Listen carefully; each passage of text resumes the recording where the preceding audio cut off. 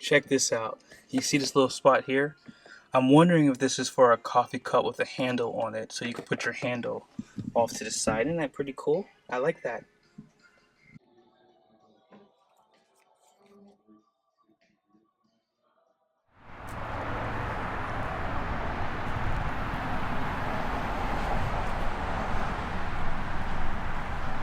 There it is, 2022 Wagoneer.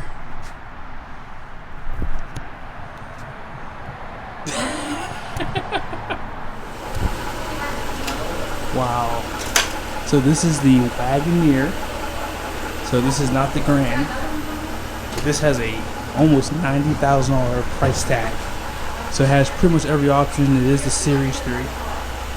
And it looks really, really nice. Slightly different headlight design I can see from the Grand. Wow. Looks good. And I like that they don't put any Jeep badges on it. I noticed that outside. This does have the Grand Wagoneer design wheels too. And I love the two-tone too. It has that black, some bright black paint on the bottom. There's that bold Wagoneer print too for the letters.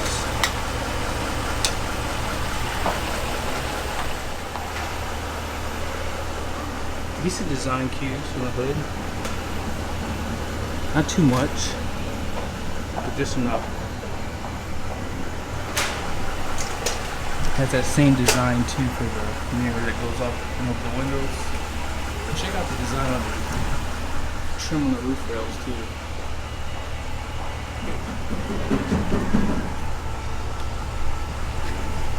Has the black trimmer on the windows. They did a really good job. They do have a convex LED light, big running boards.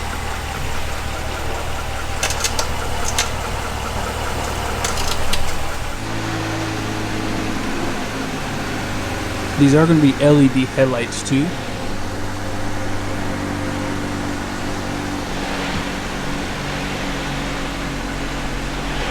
It's really, really beautiful.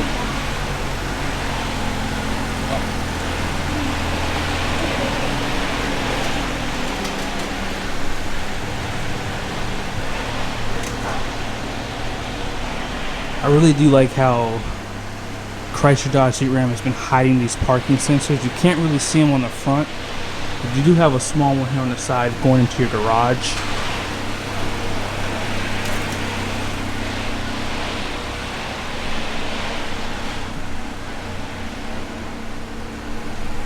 Yeah, this is beautiful.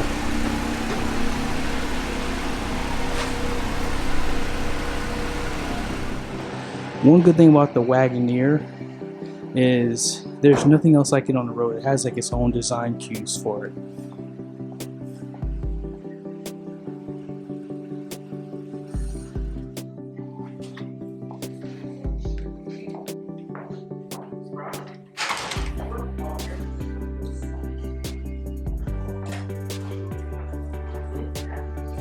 Really like these taillights too.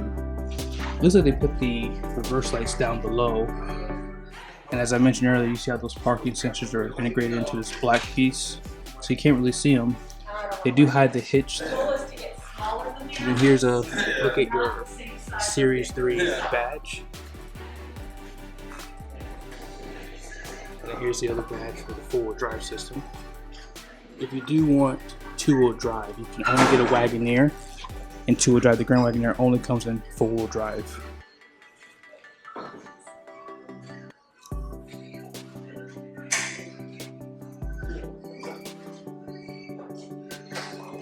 Don't know if you saw the second glass in the rear, but it does have a shark fin up top too.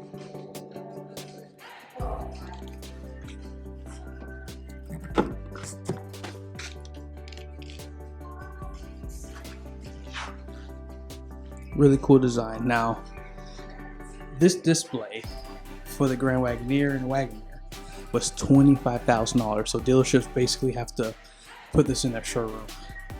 Isn't that crazy? 25 grand. But You step inside.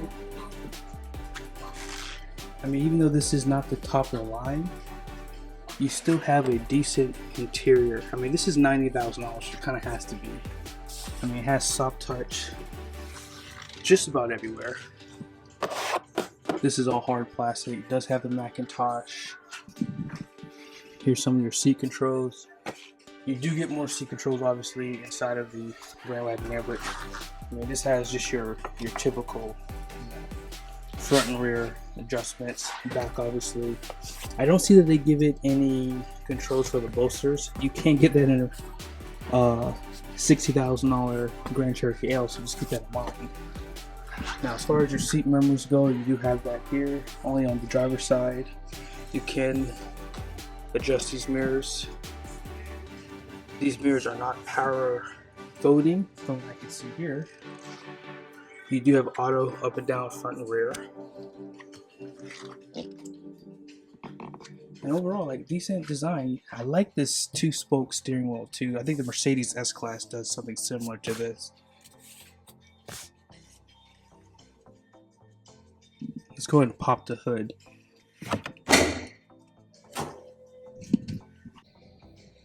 This is the only power plant available for the Wagoneer, which is a 5.7 liter with e-torque.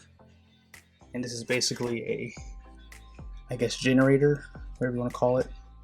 It's like a mild hybrid system. And it's made it to a 8-speed transmission, 8 HP 75. It's a really good smooth. It shifts really well, and it's the same transmission inside the Grand Wagoneer behind the 6.4 liter Hemi. And here's a plaque they put in the engine bay. Designed and built in Michigan, born in America. Let's go, Brandon. Check this out, guys. That's so beautiful. There's screens everywhere. As I mentioned, there's one over there. I'll show it to you here in a second. But look at everything illuminated. Now, you do have a cover here. Now, if you get a Grand Wagoneer, you would have a screen down below for your climate controls. And then you just have deep storage in here.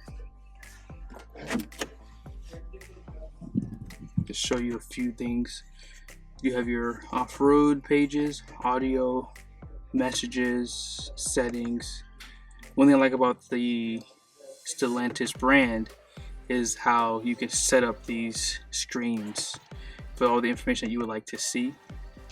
And let's just go through this really quickly. So you have your fuel economy, you have a gauge summary. I love this. I have this in my Ram truck. Oil. Also have your tire pressure, stop start function, and that's pretty much it. You have your trip A and trip B. And then navigation again. And yeah, this Uconnect 5 is on another level. I mean, I can spend hours in this. We won't do that, obviously. You can really customize your pages. You can add a page. Let's just say we want a 3-page layout. It'll basically take you here, and then you can just set this up however you want to. So you get the plus sign. You can put your climate there. You can put your music, and if you like, you can put your seats on one of them too. You have your vehicle. I do find the system have a small delay in there, but it's not bad. Just used to things just going so fast, but you can drop those headrests. It's gonna hit the third row. It's pretty cool. Helps with that visibility. Rear view camera. Wow, that's the clearest camera I've seen so far from Stellantis. That's really clear. Let's talk about this interactive screen here for the passenger. So in order to turn it on, there is a button right down here. It does vibrate, and it brings you to the home screen. There is a bell notification, probably for any notifications you get from the SUV. And then you have your controls, so you can dim the screen, you can turn the screen off. Now, if you do turn it off, you would have to hit this button to turn it back on, so just keep that in mind. And then there's wireless headphones, so pretty sure you can hook up some Bluetooth headphones, as you can see there. This is really cool. My wife would love this. Going back to home, you do have HDMI outputs, video, and if you would like to maximize one of these, you can see there's more options. Click home again, swipe to the right. You do have navigation. It does take some time for it to load, I will be honest. It's kind of delayed, but once it does load up, it's really quick, as you just saw.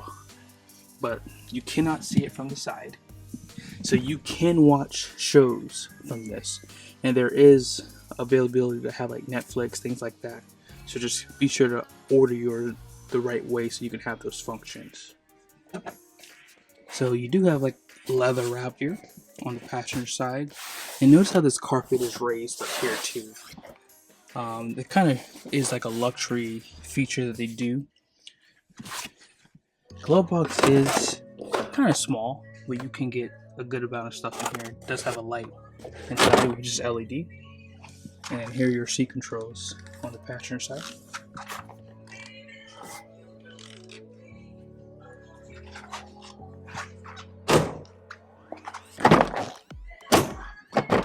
Like how the doors sound when you close them.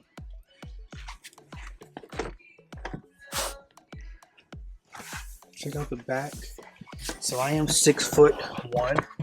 This seat's pretty much all the way back. So this is a definite full-size SUV. Like, you can clearly tell that when you get inside of it.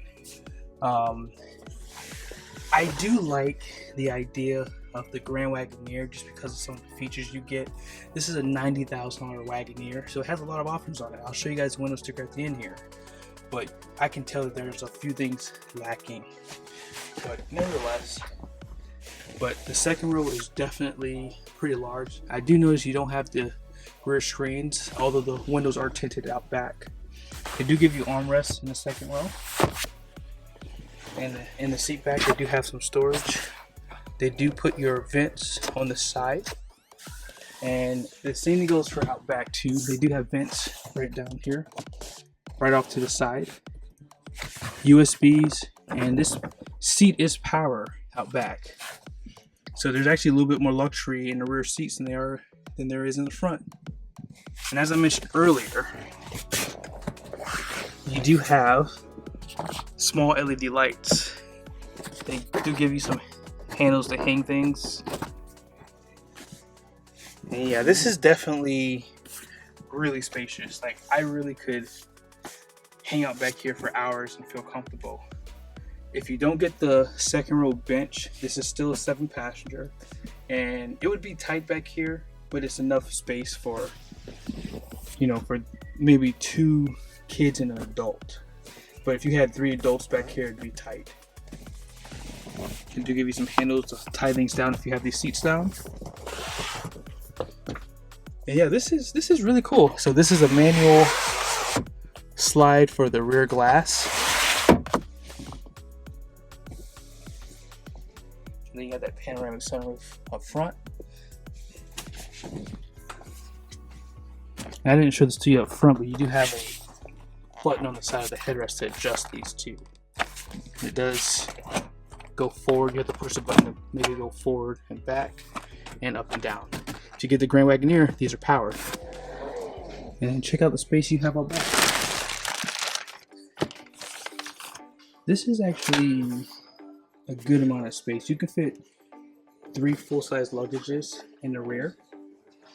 And if you do need more space, you can, you know, lower, you know, one side of the seat down, because this is a 60/40 bench basically. It is powered. And I believe there's storage. Not much. There's a little bit of storage below the floor back here, but not much. You have a subwoofer. Your button for the rear to lower that hatch is back on the left side, on the driver's side. They do give you a power plug, and then this is how you set those seats down. So